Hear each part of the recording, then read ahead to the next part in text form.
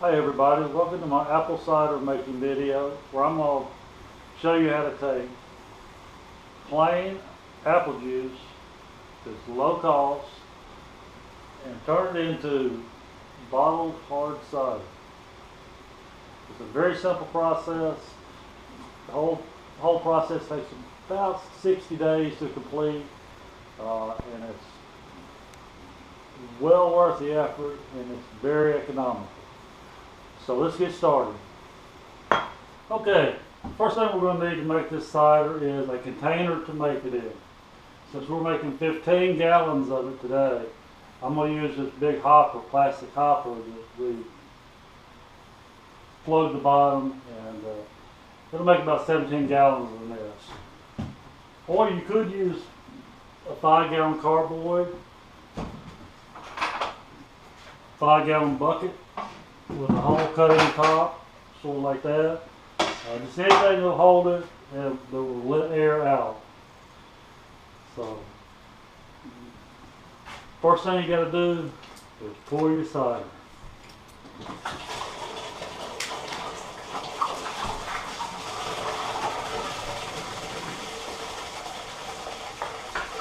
Get that little vortex going.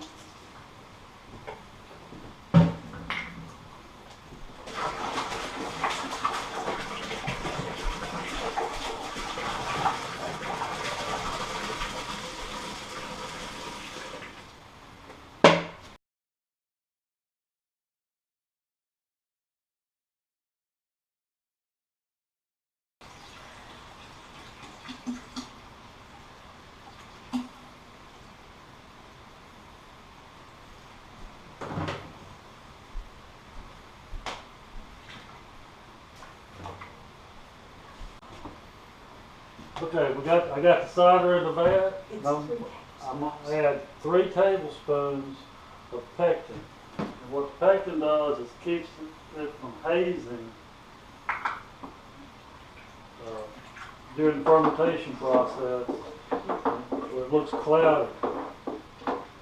The goal is to end up with a clear cider.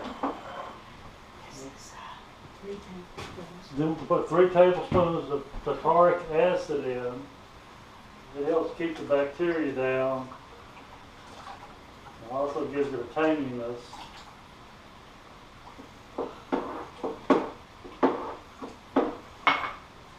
These are yeast energizer and nutrient. There's 5 tablespoons of nutrient and 3 tablespoons of energizer. 4 or 5 gallons? Huh? 5 and 3. No, 5 and 2. This is Yeast nutrient. 5 tablespoons of yeast nutrient 2 tablespoons of energizer. and 2 tablespoons of energizer. This is for Food for the yeast.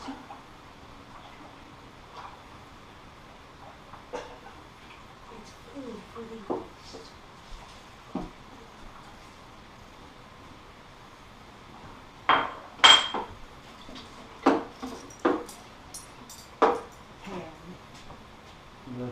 And lastly, 1 tablespoon of tannin. It gives it that little oaky flavor.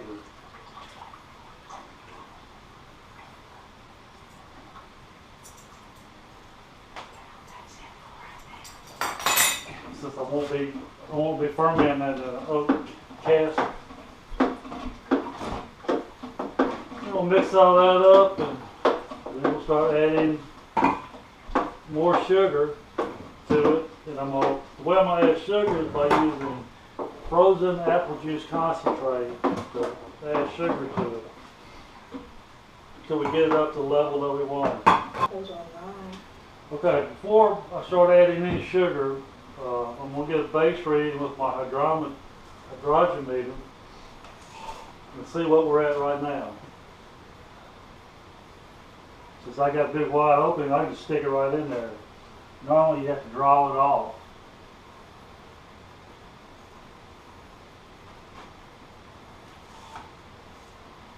So right now I'm at 7% potential alcohol. Okay, we'll start adding the concentrate.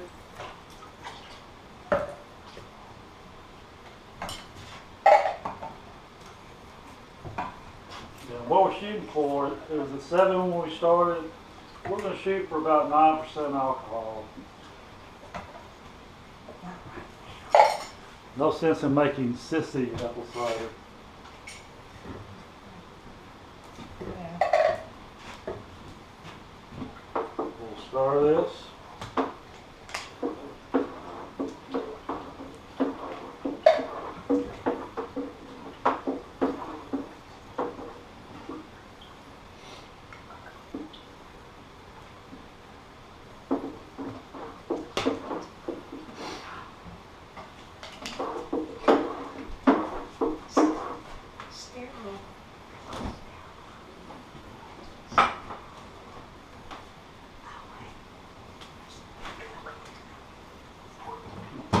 Trying to get no curl in the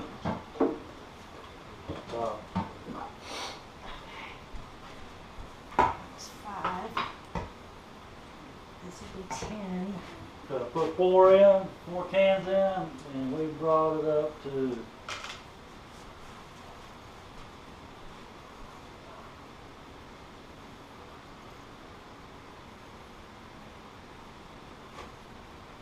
about 7.5%.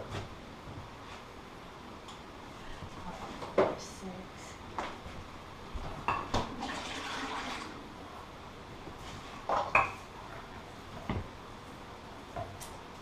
Is that all?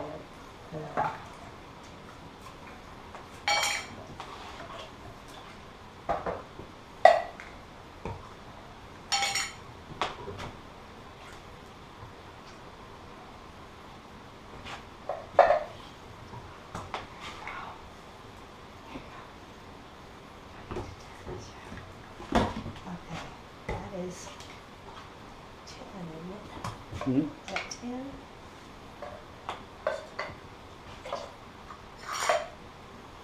But we'll add more second fermentation.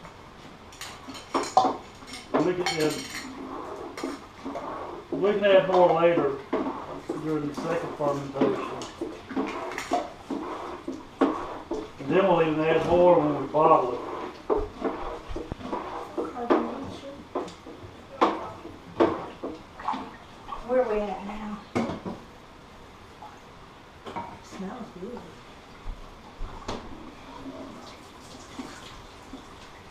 How did sand get out? It's running on. It also, using that concentrates the flavor and makes it taste more appley.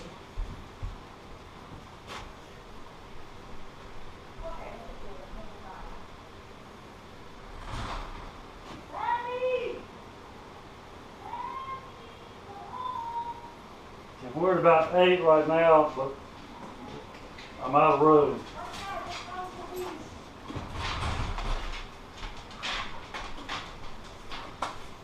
So now we're going to get the yeast ready and we'll put the yeast in. Here's the last one.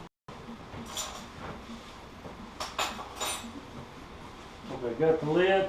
Now I'm going to put together what's called a blow-off tube. So if it gets real violent, start blowing out of the thing, it'll go down the tube and into another bottle. And I'll show you how to make that. Okay, now we're going to add the yeast. And we're using Safal US 05 that the guy at my local brew shop recommended. We've never, it's for ale and beers, we've never used this before. We usually use Premier Cuvée yeast. But we'll see how it works. And with this, you don't have to start it. Because the temperature range that it operates in, you just sprinkle it in on the wort, as my lovely assistant calls it. I just call it apple juice. I'm not French. You don't stir it. And you don't stir this. According to my lovely assistant, one more time.